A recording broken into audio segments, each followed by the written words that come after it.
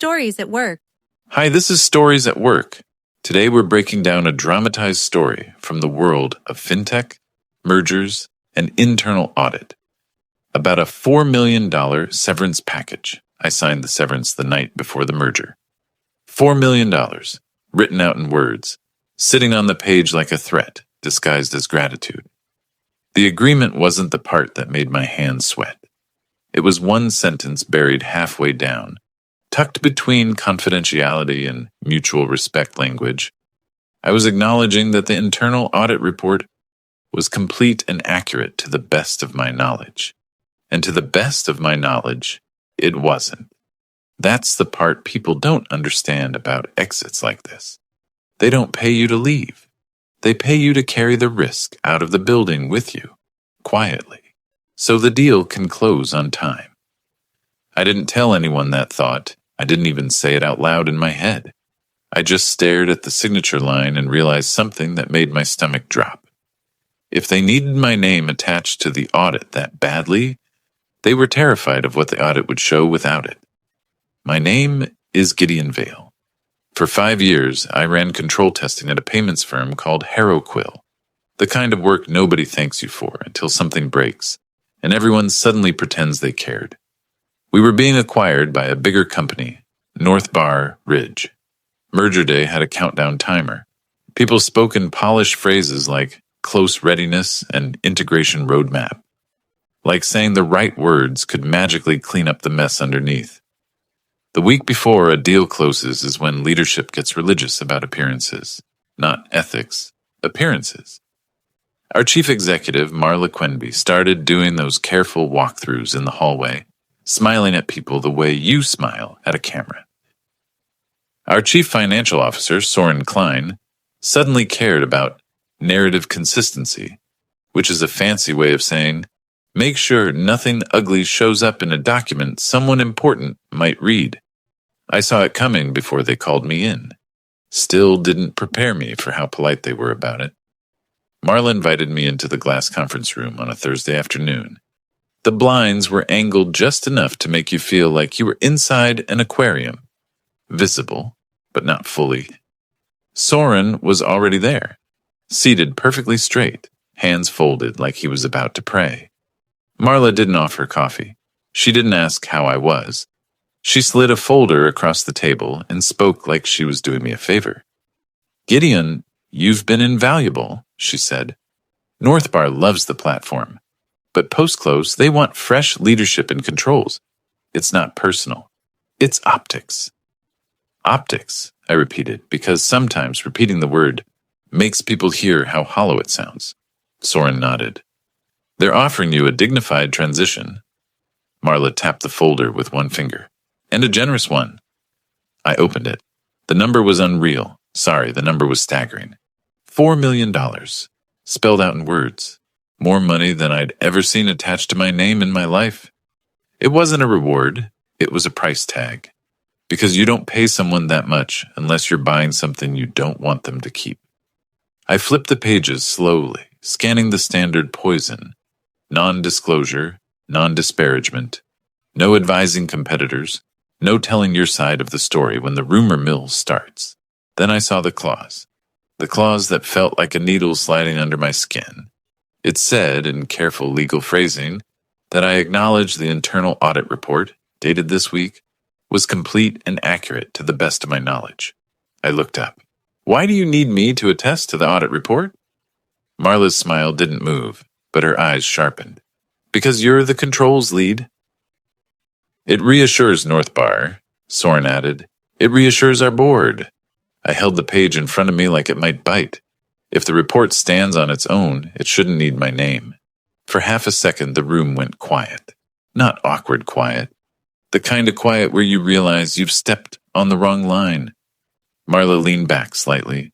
Gideon, she said gently, we're trying to keep this simple. Simple meant sign and disappear. But I hadn't been sleeping well for weeks, and it wasn't because of the merger workload. It was because I'd been tracking a thread that refused to go away. Privileged access logs that had gaps where there shouldn't be gaps. Approvals that appeared with identical timestamps, like someone stamped them in a batch. A remediation ticket tied to payment routing, overrides that had been opened, escalated, and then gone. Not closed. Not resolved. Gone. And in my world, when something goes away, it usually means someone with power wanted it to. I kept my voice steady. I need one night to review this. Marla's smile returned, a little brighter, like she was rewarding me for sounding reasonable. Of course. One night. Soren didn't smile. He simply watched me the way people watch a lock they're not sure is secure. I went back to my desk after hours. The office was emptier than usual, the kind of emptiness that makes the fluorescent lights feel harsher. I opened the audit report on my screen and started reading from the top, forcing myself not to skim. And there it was, a conclusion that didn't match what I'd seen. No material deficiencies identified in privileged access controls. I stared at the sentence until it blurred. 3 weeks earlier, my team had documented a privileged access override tied to payment routing, an issue that should never be minimized in a company that moves money. We filed the remediation request. We escalated it. We did everything by the book. Now the book was acting like the page never existed. My mouth went dry. Because I finally understood why they were pushing this severance across the table like a gift. They weren't just removing me before the merger. They were trying to make me part of the cover. And the worst part was, I could already see the trap. If I refused to sign, they'd paint me as unstable right before close. A disgruntled controls guy, bitter about being replaced. If I signed and the report later exploded, my name would be sitting on the attestation like a fingerprint. I sat back in my chair and listened to the building's silence. Somewhere upstairs, people were probably celebrating how clean everything looked on paper. Down at my desk, I realized something cold and simple. They weren't asking me to leave. They were asking me to take the fall, quietly, before anyone outside the building could see what was missing. And as I hovered the pen over the signature line, one thought landed heavy in my chest. If the audit results were strong, they wouldn't be begging for my signature. They'd be confident. They'd be calm. They wouldn't be rushing. And rushing is what guilty people do when the clock is about to hit 0. The next morning, I didn't walk in breathing fire. I didn't confront Marla. I didn't corner Soren in the hallway like some dramatic hero. That's what they were counting on. An emotional outburst they could label unprofessional. So I did the opposite. I acted like it was a normal Friday. I showed up early, nodded at the receptionist, made coffee I didn't want, and sat at my desk like a man who was about to sign his own exit with a steady hand. Then I started doing what control people do when something doesn't add up. I built a trail that could survive daylight. First, I pulled my team's work papers, my own authored notes, the test plan, the sampling method, the control matrix, not secrets, not stolen files. The kind of documentation you're supposed to keep in order to prove you didn't hallucinate your job. Then I compared them to the audit evidence package. 2 items were missing, not closed, not remediated, not moved, missing like they'd been ripped out of the timeline. And it wasn't just a ticket. It was the one tied to payment routing overrides, the exact weakness you don't lose by accident in a company that moves money. I opened the ticketing platform and searched by every field I could think of. Keyword, component, approver, tag, time window, even the internal shorthand my team used. Nothing. I checked the email thread where the ticket was created. It existed. The subject line was still there. The initial request, the follow-ups, the assigned to notice, but the link now landed on an error page, like the system was shrugging at me. I felt heat rise behind my eyes. Not panic, not fear. Irritation, the kind that comes when someone assumes you're too small to notice you're being lied to. I went one step deeper. Our ticketing platform was behind single sign-on with role-based access. Admin actions were logged. They were supposed to be immutable. Supposed to is what people say right before they learn how much power an executive account actually has. I requested the admin audit log through the proper channel. There was a process for it. There was always a process. Within an hour, I got a sanitized export, timestamps, session IDs, and account names. And there it was, sitting like a cigarette burn in the middle of a clean shirt. An admin session in the middle of the night, on a weekend. Account, HKLYNE-ADM. Soren. My jaw locked. Because it wasn't just deletion, it was arrogance. It was the assumption that nobody would look where the footprints were. I didn't screenshot it. I didn't forward it to myself. I didn't do anything that could be framed as data theft. I wrote the session details into my notebook, exactly as shown. Time, session identifier, action type.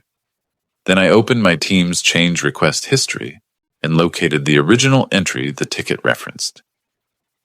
If the ticket was gone, the change it was tied to would still exist somewhere. And it did. A payment routing rule had been modified under an emergency exception path. The reason code said client urgency. The approval field was populated with a name that didn't belong. It wasn't even a person on the approvals roster. Someone hadn't just deleted a ticket. They'd tried to make a privileged override look ordinary. I pushed back from my desk and let myself breathe once, slow. My phone buzzed with an internal message. Marla. Reminder, agreement by end of day, clean handoff, no noise. No noise. That's when the irritation turned into something sharper. Not rage, clarity. They weren't offering me a quiet exit because they respected me. They were offering me a quiet exit because they were still afraid of me. So I did the one thing executives hate. I asked for documentation. I called Nisha Aro, internal audit manager. Smart, cautious, not a climber. She was the kind of person who used soft language because she knew words had consequences. When she answered, I didn't say the dangerous words. I didn't say fraud. I didn't say cover-up. I said calmly, can you explain why the remediation evidence for the privileged access override isn't in the audit package? A pause. Too long. Then she said carefully, it was deemed out of scope. Out of scope, I repeated. When did that happen? Recently. Who signed off? Another pause, and I could almost hear her scanning the room around her, checking who might be listening. Why are you calling instead of messaging? She asked. That told me everything. So I spoke like a man who knew his words might be replayed later. I'm not accusing anyone. I'm aligning records. If the scope changed, I need the scope change approval and the compensating control documentation. Her voice dropped. Come to my office at lunch. At lunch, I didn't walk in like we were meeting in secret. I walked in like I was asking about a schedule. Nisha closed her door. Then she pulled a sheet of paper from a folder and slid it across to me. No letterhead, no signatures.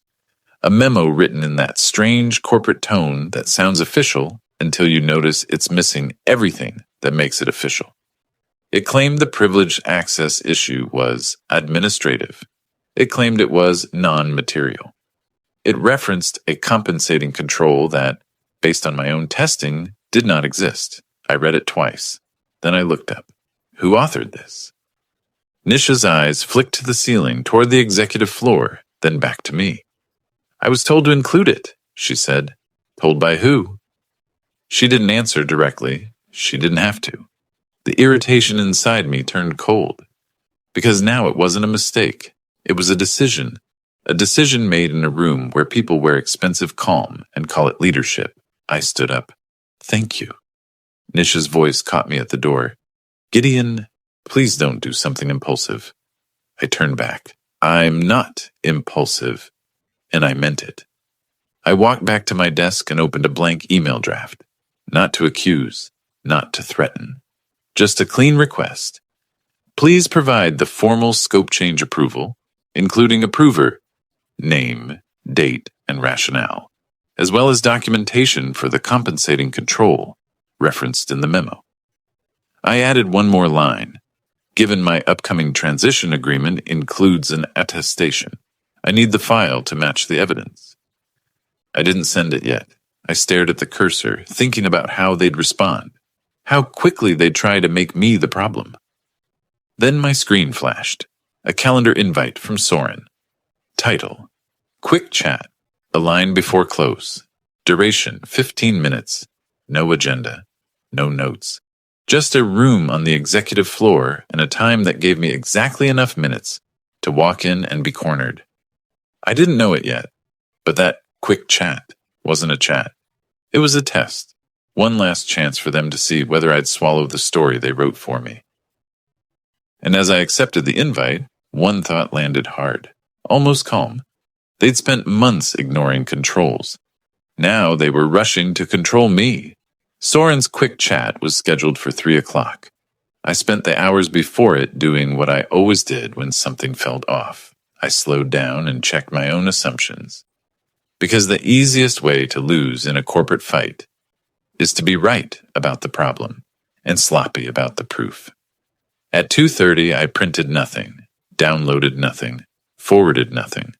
I simply organized what was already mine, my authored testing notes, my control matrix, the remediation request timeline I'd written, the emails I'd sent asking for scope documentation, things that would exist whether or not anyone wanted them to. Then I walked upstairs. The executive floor smelled different, cleaner, like expensive air. The carpet was thicker, the doors closed, softer. Everything up there was designed to make decisions feel painless. Soren met me in a conference room with no windows. Marla was already inside, sitting with her hands folded, expression neutral. No coffee, no small talk. They had the agreement folder on the table again, open to the signature page like a Bible. Soren smiled. "Gideon, we appreciate you being flexible." "Flexible?" I repeated and took a seat. Marla tilted her head. "We heard you had questions about the audit language." I didn't argue. I didn't accuse. I spoke in the same tone I used with auditors and regulators. Calm, direct, factual. "I need the formal scope change approval and the documentation for the compensating control referenced in the memo," I said. Soren's smile held, but his eyes went hard. "That's internal. It's handled." "It needs to be in the file," I replied, "because the agreement asks me to acknowledge completeness and accuracy." Marla leaned forward slightly. "Gideon, your acknowledgement is standard." "I've signed standard things before," I said.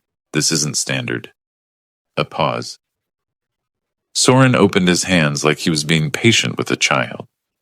"Let's not pretend you don't understand what this is. The buyer is nervous. They want reassurance. Your name provides it. And if my name provides it," I said, "then the file should support it." Marla's voice stayed soft. "You're making this harder than it needs to be." I looked at her. "I'm making it match reality." That was the moment the temperature changed. Soren stopped pretending this was polite. "Here's what's going to happen," he said. "You're going to sign. You're going to take the money. You're going to move on." I held his stare. "I can sign and still request documentation.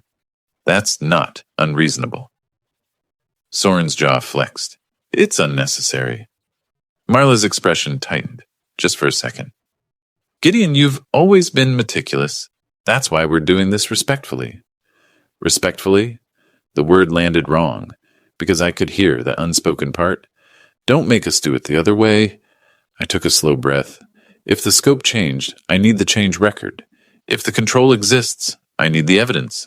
That's the job." Soren leaned in. "Your job is ending." And there it was. The truth, finally unmasked.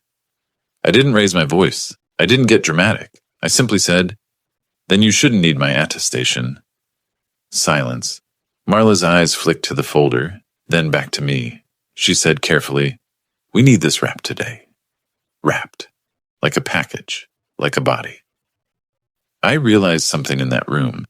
They weren't worried about the audit being wrong. They were worried about the audit being questioned before close. Because a questioned audit wasn't a controls problem. It was a deal problem. I stood up slowly, keeping my hands visible, like I was in a room with armed people. "I'll sign," I said. Both of them relaxed, just slightly. Enough that I saw the relief. Soren nodded once, satisfied. "Good. But," I added, "I'm going to sign after I review the agreement one final time." Marla's smile returned. "Of course." I walked out with the folder and went straight back downstairs, past my team, past the open plan desks, past the people who had no idea their leadership was trying to launder a narrative through my name. At my desk, I read the agreement again, slowly, line by line. And that's when I found the sentence that saved me. It was buried in the legal carve-outs, written so small and dry it was almost invisible. Nothing in the agreement restricted cooperation with lawful investigations or regulatory inquiries. That line wasn't there because they were generous. It was there because it had to be. They couldn't legally remove it without turning the agreement into a red flag. I sat back and let the reality settle. They could silence me publicly, but they couldn't silence me where it mattered. So I signed. Not because I believed their story, because I understood the board game they were playing. And I realized I didn't have to flip the table to win. After I signed, Marla sent a short email to the executive team. "Gideon has agreed to a smooth transition. Please support a clean exit." Clean exit.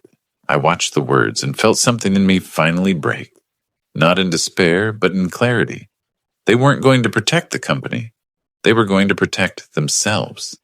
And I had just become the person they needed to disappear before the lights turned on. That afternoon, I did the offboarding steps they assigned, handover notes, access removal requests, knowledge transfer meetings. And under that routine, I did one more thing. I sent the documentation request email. Not to Marla, not to Soren, to internal audit, with legal copied. It was calm. It was procedural. It didn't accuse anyone of anything. It simply asked for the scope change approval and the compensating control evidence, and explained that my attestation required the file to be complete. I hit send. 10 minutes later, my badge stopped working. Not at the end of the day, not after farewells. 10 minutes.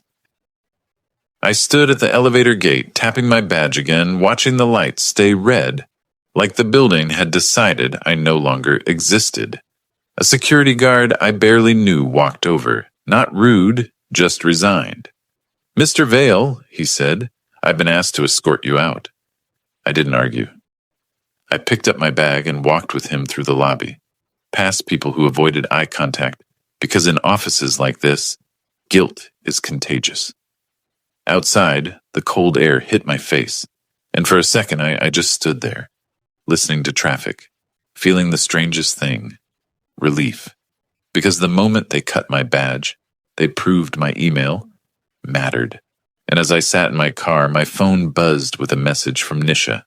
One line. Northbar scheduled the final audit readout for merger morning. I stared at it. Because now the clock wasn't just ticking for the deal. It was ticking for the lie. And I understood something with absolute certainty. They didn't remove my access to protect the company. They removed it to stop me from seeing what they planned to do next. If you enjoy stories where calm strategy beats raw power, and justice doesn't arrive through shouting but through logs, timestamps, and documentation, support the video with a like and a subscription to Stories at Work. What comes next is the moment you can't roll back from, and one call on merger day will trigger a chain of events that wipes the smile off leadership's faces. Merger morning didn't feel like a victory lap.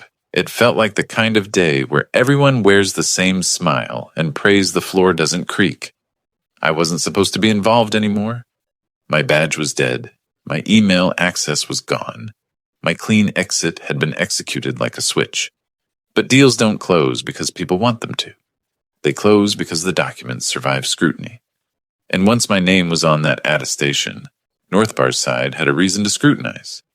I woke up early, not because I was eager, but because my body wouldn't let me sleep. I kept replaying one thought. If they were brave enough to delete evidence, They were brave enough to blame me when it surfaced. At 8:30, my phone buzzed with an email from an unfamiliar domain. North Bar Ridge. Subject line: Attestation Clarification. Vale. The sender was Calder Rusk, Integration Counsel. The message was short, almost clinical. Mr. Vale, we have questions regarding your acknowledgement in the transition agreement. Are you available for a call this morning? I stared at it for a long moment. This was the moment where a wrong sentence could turn me into the story they needed. So I replied with one line. Available. Please confirm this call is voluntary and within counsel. He responded within minutes. Yes, call link below. On the video call, there were 3 people. Calder, calm and precise. A woman from North Bar Internal Audit. Leora Penn, the kind of person who didn't blink much. And, unexpectedly, Nisha Aro. Nisha looked like she hadn't slept. Her hair was pulled back tight, eyes slightly red, like someone who'd spent the night staring at a screen and realizing the screen was lying. Calder didn't waste time. Mr. Vale, he said, did you have reason to believe the internal audit report was incomplete or inaccurate at the time you signed? I could feel my pulse in my throat, but my voice stayed steady. I had documented control failures that I could not reconcile with the final report language. Leora leaned forward. What kind of failures? Privileged access overrides tied to payment routing, I said. A remediation ticket existed, escalations existed, and then the evidence was removed from the package and the ticket itself became inaccessible. Calder's eyes narrowed slightly. Are you alleging deletion? I'm stating what I observed, I replied. The ticket link began returning an error. The audit package no longer contained the remediation evidence. I also saw a scope adjustment memo referencing a compensating control I did not observe during testing. Leora asked, do you have the memo? No, I said. It wasn't issued on letterhead and I didn't take it. But I can describe what it claimed and what control it referenced. Calder nodded once as if that answer mattered. Then he turned to Nisha. Ms. Aro, he said, did privileged access deficiencies exist prior to close readiness sign-off? Nisha swallowed, and for a second she looked at the camera. The way people look when they know whatever they say next changes their life. Yes, she said quietly, they existed. Leora's gaze sharpened. Why were they not in the final report? Nisha's voice trembled just slightly, but she didn't back down. Because I was instructed to adjust scope, she said, and to include a memo stating the deficiencies were non-material. Calder's tone stayed even. Instructed by whom? Nisha hesitated. Then she exhaled, like she'd been holding her breath for weeks. CFO Soren Klein, she said, with CEO Marla Quenby present. The air in the call changed. You could feel it, the moment where this stopped being a clarification and became a potential investigation. Leora didn't react emotionally. She reacted like an auditor. Do we have system logs corroborating administrative actions? She asked. Calder answered before I could. We do. We're validating source systems now. Nisha's eyes flicked downward. There were deletions, she said, and pressure. A lot of pressure. Nobody spoke for a second. Then Calder addressed me again. Mr. Vale, he said, did you request scope approval documentation in writing? Yes, I said. I sent a request to internal audit, copied legal, asking for formal approval and compensating control evidence. My badge was disabled shortly afterward. Calder's expression didn't change, but his voice hardened by a fraction. Thank you, he said. Do not contact Heraquil leadership. We will. The call ended. I sat at my kitchen table staring at the blank screen, hearing the soft hum of my fridge like it was the only normal thing left in the world. Then my phone started ringing. Marla, Soren, a number I didn't recognize, then another. I let them all ring out, because I knew what that panic meant. It meant North Bar had asked questions they couldn't answer with a smile. At 11, a former coworker texted me from a personal number. One line, "They just called an emergency leadership meeting. Legal is everywhere." At noon, industry group chats started lighting up, first as rumor, then as something sharper. North Bar delaying close. Controls issue. Audit blow up. At 1, the rumor became a headline inside the bubble our industry lives in. North Bar had paused the acquisition due to newly surfaced control concerns. By 2, my phone was vibrating nonstop with messages. And then I got the one that mattered. Nisha again. "Security walked Soren out," she wrote. "Marla's in a closed room with outside counsel." I stared at the message and felt something I didn't expect. Not joy, not revenge. Just a quiet, heavy satisfaction. Because their entire strategy had been built on one assumption, that if they pushed me out, the questions would stop. But the truth about audit trails is simple. You can delete a ticket. You can edit a report. You can bully people into silence. But if someone outside your building decides to look, you don't control how deep they dig. And North Bar didn't dig because they cared about me. They dug because my signature made them wonder what they were buying. They thought I was gone. I wasn't. And by late afternoon, the merger day they'd been counting down to wasn't a celebration anymore. It was a crime scene in a conference room.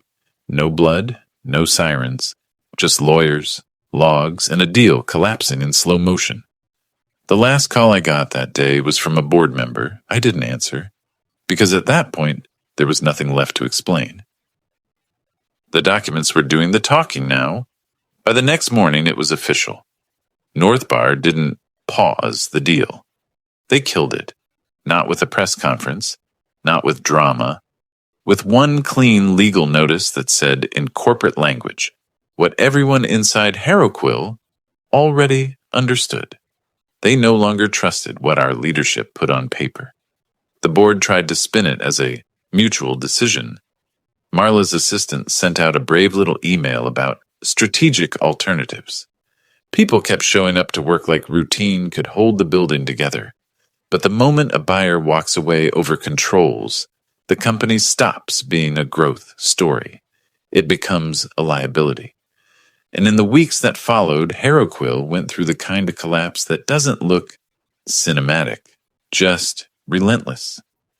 First, the consultants arrived, then the outside counsel, then the frozen budgets, then the quiet layoffs. Nobody wants to admit our layoffs. Marla resigned to pursue new opportunities.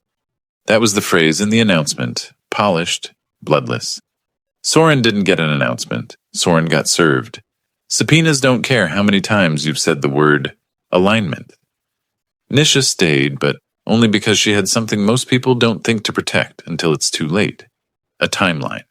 She had notes, calendar entries, emails, instructions phrased in careful language. She'd been pressured, yes, but she'd also documented the pressure. And when North Bar's counsel asked her a direct question, she answered it. That saved her career. It might have saved her freedom. A few days after the deal died, Calder Rusk called me again. His tone wasn't friendly. It was respectful. The kind of respect that comes when someone realizes you're not emotional. You're precise. "Mr. Vale," he said, "HarrowQuill is required to honor the transition agreement. We've verified it. Your severance remains valid." I sat there for a second, letting that sink in. Because that was the part everyone thinks makes this story messy. I kept the money. $4 million, and I didn't keep it because I played games. I kept it because they offered it to buy my credibility, and the moment they tried to alter the record, they made the agreement what it truly was. Compensation for being pushed out while they attempted to sanitize an audit. Calder paused, then added, "We are still acquiring certain assets, limited scope, but we're restructuring the control environment. We need someone who understands the map." He offered me a consulting role. Short-term, clean contract. No secrecy beyond standard confidentiality. No attestation clauses. Just work. I accepted. Not out of vengeance, out of something calmer. Control. The first day I came into North Bar's office, Nobody clapped. Nobody called me a hero. People don't do that in risk. They just handed me the documentation and waited to see if I could make it make sense. I rebuilt their control testing plan from the ground up. I documented decision rights. I forced privileged access exceptions through a real approval workflow. I tightened the audit trail until it stopped being a story and started being a record. 3 months later, I heard Heroquil had filed a lawsuit against Marla and Soren, personally for breach of fiduciary duty. Not because the board suddenly grew morals. Because boards don't love ethics. They love survivability. They needed distance. They needed scapegoats with titles. And this time, the scapegoats had earned it. A year after merger day, I was sitting in my new office. Quiet, plain, no glass walls, when Northbar's internal audit director stopped by. She looked at the control dashboard on my screen, the exception logs, the approval chains, the boring stuff that keeps companies alive, and she said, almost casually, "You're the guy who refused to let them polish the file." I didn't argue, because that's what this was in the end. They wanted a polished file. I wanted an honest one. Here's the lesson I took from it, the only lesson that matters, and I'm telling you as someone who lived it. When leadership tries to turn an audit into a narrative, they're already halfway to losing the company. Because narratives are fragile. They require everyone to repeat the same lines. They break the second someone asks for the underlying evidence. Evidence doesn't need a performance. It just needs to exist. Marla and Soren thought they could erase a problem by erasing a ticket and forcing an exit. They thought if they pushed me out, the questions would stop at the door. But the moment they asked me to sign off on something I couldn't verify, they taught me exactly who they were. They weren't buying my silence. They were trying to rent my credibility. And credibility is the one thing you don't get to lease forever. Once you pull it back, people like that collapse under their own paperwork. So yes, I signed, I walked out, I took the severance. And on merger day, the audit results collapsed everything. Because for the first time, someone outside the building looked past the story and into the logs. And that's how I got my satisfaction, not with a scream, with a timestamp.